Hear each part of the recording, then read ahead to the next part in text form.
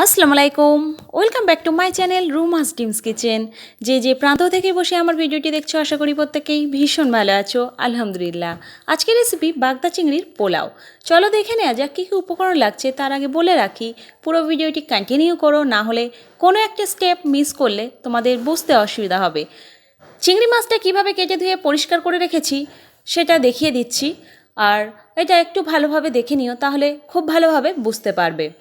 চিংড়িটাকে এভাবে কেটে মাথার দিক দিয়ে মাথার অংশটা কেটে কোণ করে আমি কেটে নিয়েছি, তাতে করে মাথার যে ময়লাটা থাকে সেটা খুব সহজেই বেরিয়ে যায় এইভাবে কেটে নেওয়ার পরে। তোমরাও এইভাবে কোণ করে কেটে নিও, তাহলে দেখবে মাথার থেকে একটা ময়লা বেরিয়ে আসছে। আর পিঠে যে ময়লাটা থাকে সেটা এইভাবে ছুরি বা কাঁচি দিয়ে লম্বা করে কেটে নেওয়ার পরে দেখবে সুতোর মতো একটা কালো অংশ বেরিয়ে আসছে, সেটাকে বের করে দেওয়া অতি অবশ্যই জরুরি। এইভাবে কেটে নিও, তাহলে দেখবে প্রপারভাবে চিংড়ি মাছটা ক্লিন হচ্ছে, অথচ চিংড়ি মাছটা একেবারেই গোটা থাকছে, খোসাটাও খোলা থাকবে, কিন্তু খোসা একেবারেই খুলে ফেলছি না, খোসাটা থাকছে মাঝখানে আমি খুলে রেখেছি, তাতে করে মশলাটা প্রপারভাবে ঢুকবে। আর 400 গ্রাম বাসমতি চাল আমি 20 মিনিটের জন্য ভিজিয়ে স্টেনারে রেখেছি পানিটা ঝরিয়ে নেওয়ার জন্য। আর নারকেলের দুধ রেখেছি, টক দই আছে 2 চামচ, 1 চামচ আদা রসুন বাটা, একটা বড় সাইজের পেঁয়াজ কুচিয়ে রেখেছি, একটা শুকনো লঙ্কা, একটা 1 ইঞ্চি পরিমাপের দারুচিনি, 3টে এলাচ এইভাবে থেঁতো করে রেখেছি, তাতে দানাটা মুখে পড়লে খারাপ লাগে না, আর 3টে লবঙ্গ, 8টা গোলমরিচ, 10টা থেকে 15টা কাজু বাদাম আর কাঁচা লঙ্কা। মাছটাকে ফার্স্টে ম্যারিনেট করে নিচ্ছি। নুন দিয়ে দিলাম 1 চামচ, তোমাদের স্বাদ মতো তোমরা নুনটা দিয়ে নেবে। 1 চামচ হলুদের গুঁড়ো দিচ্ছি, আর হাফ চামচ লাল লঙ্কার গুঁড়ো অ্যাড করছি। এই জায়গায় লাল লঙ্কার গুঁড়োটাও তোমাদের স্বাদ মতোই বাড়িয়ে কমিয়ে নিতে পারো।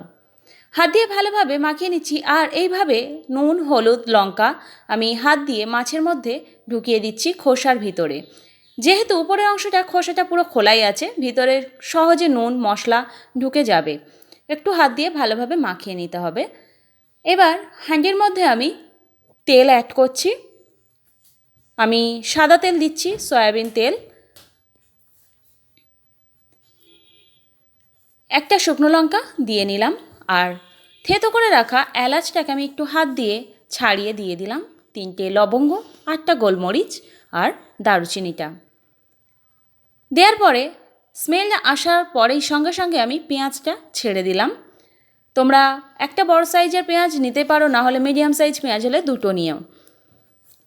একটু লাল হয়ে গেছে, এই পর্যায়ে এসে আমি জিরে পাউডার দিচ্ছি 1 চামচ, হলুদের গুঁড়ো দিচ্ছি 1 চামচ, আর কাশ্মীরি লাল লঙ্কার পাউডার এটা হাফ চামচ দিচ্ছি। এটা অপশনাল, তোমরা চাইলে নাও দিতে পারো, তবে দিলে কালারটা অনেকটা বেটার আসে। একটু নাড়িয়ে তারপরে আমি দিয়ে দিচ্ছি আদা রসুন বাটা 1 চামচ। এইভাবে ভালোভাবে কষিয়ে নিচ্ছি। তোমরা আদা রসুন বাটাটাও স্কিপ করতে পারো, তাতে টেস্ট কোনো হেরফের হবে না। টক দইটাকে খুব ভালোভাবে পানি ঝরিয়ে আমি ফেটিয়ে নিয়ে কিন্তু অ্যাড করলাম, অবশ্যই খুব ভালোভাবে বিট করে তারপরে অ্যাড করে 5 থেকে 6 মিনিট খুব ভালোভাবে কষিয়ে নিতে হবে, যতক্ষণ না পর্যন্ত তেল ছেড়ে আসছে। ঠিক তেল ছেড়ে যাওয়ার পরেই মাছটা দিয়ে দিলাম, ম্যারিনেট করে রাখা মাছটা। চিংড়ি মাছটা দেওয়ার পরে এইভাবে একটু নাড়াচাড়া করে কাজু বাদাম অ্যাড করছি। এবার এই টাইমে কাজু বাদামটা দেওয়ার পরেই আমি ঢাকা দিলাম 2 মিনিটের জন্য। 2 মিনিট পরে খুলে মাছটাকে উল্টিয়ে দিচ্ছি। মাছটা এক্সট্রা করে ভাজার কোনো দরকার নেই, এইভাবে ভাজা ভাজা হয়ে যাবে, তাই আলাদাভাবে ভাজার কোনো প্রয়োজন নেই। আবারও উল্টিয়ে দেওয়ার পরে 2 মিনিট ঢাকা দিয়েছিলাম। 2 মিনিট পরে খুলে একটু ভালোভাবে নাড়িয়ে নেওয়ার পরেই আমি পানি ঝরানো চালটাকে দিয়ে দিচ্ছি। চালটা দেওয়ার পরে খুব ভালোভাবে নাড়াচাড়া করে নিচ্ছি। একটু মাখিয়ে নেওয়ার পরেই আমি স্বাদ মতো নুন দিচ্ছি। 1 চামচ নুন আমি দিচ্ছি, যে যার স্বাদ মতোই তোমরা বাড়িয়ে কমিয়ে নিও। আর 1 চামচ চিনি দিচ্ছি। চিনিটা দেওয়ার কারণে যেহেতু এটা পোলাও, টেস্ট ব্যালেন্স হয়, অনেক ভালো টেস্ট আসে। তবে কোনো অসুবিধা থাকলে চিনির ক্ষেত্রে অ্যাভয়েড করতেই পারো। চিনি আর নুনটা দেওয়ার পরে খুব ভালোভাবে মাখিয়ে নিচ্ছি। আর কাঁচা লঙ্কা দিলাম একটা, না ফাটিয়ে, আর একটা এইভাবে মুখটা ফাটিয়ে দিলাম। তোমরা চাইলেই দুটো কাঁচা লঙ্কা বা তোমাদের স্বাদ মতো কাঁচা লঙ্কা ফাটিয়ে বা না ফাটিয়েও দিতেই পারো।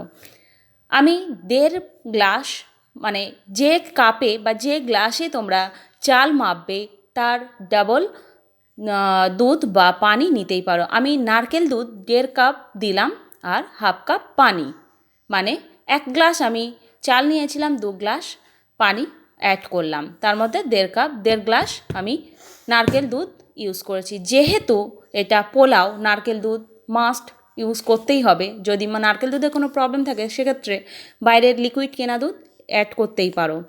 6 মিনিট পরে খুলে আমি নাড়িয়ে দিচ্ছি একটু। এখনও চালটা অর্ধেক সেদ্ধ হতে বাকি আছে। আবারও নাড়িয়ে দেওয়ার পরে আমি ঢাকা দিয়ে দিচ্ছি। 5 মিনিট পরে খুলে নিলাম। Almost pulao ready. একটু নাড়িয়ে নিচ্ছি। ভালো লাগলে অবশ্যই আমার রান্নাটা, তাহলে ভিডিওটি দেখে চলে যাবে না, অবশ্যই একটা লাইক, কমেন্ট, শেয়ার করে দিও। তাতে করে আমার কাজের ইচ্ছেটা অনেক আরও বেশি বেড়ে যাবে। তাই অবশ্যই লাইক, কমেন্ট, শেয়ার করতে ভুলো না। কোনো কিছু জানার থাকলে বা কোনো রেসিপি জানার থাকলে অবশ্যই কমেন্ট বক্সে জানিও। এবারে দিয়ে দিচ্ছি 2 চামচ ঘি। এবার অল্প একটু গরম মশলার পাউডার, গরম মশলা গুঁড়ো এইভাবে ছড়িয়ে দিলাম, 1/2 চামচেরও কম। 2 মিনিট ঢাকা দেওয়ার পরে আমি একটু নাড়িয়ে দেখিয়ে দিচ্ছি যে দেখো কতটা ঝরঝরে পোলাও রেডি হয়েছে। এবার ঢাকা অফ করে ওভেন অফ করে দিলাম। আর 15 মিনিট থেকে 20 মিনিট অবশ্যই রেস্টে রেখো। যেহেতু এটা পোলাও, তাতে ঘ্রাণটা অনেক ভালো আসে। তাই 15 থেকে 20 মিনিট রেস্টে রাখার পরে আমি সার্ভিং প্লেটে সার্ভ করেছি। দেখতে যতটা না ভালো, খেতে ততটাই ভালো। অবশ্যই বাড়িতে ট্রাই করো আর আমাকে জানাতে ভুলো না। আল্লাহ হাফেজ।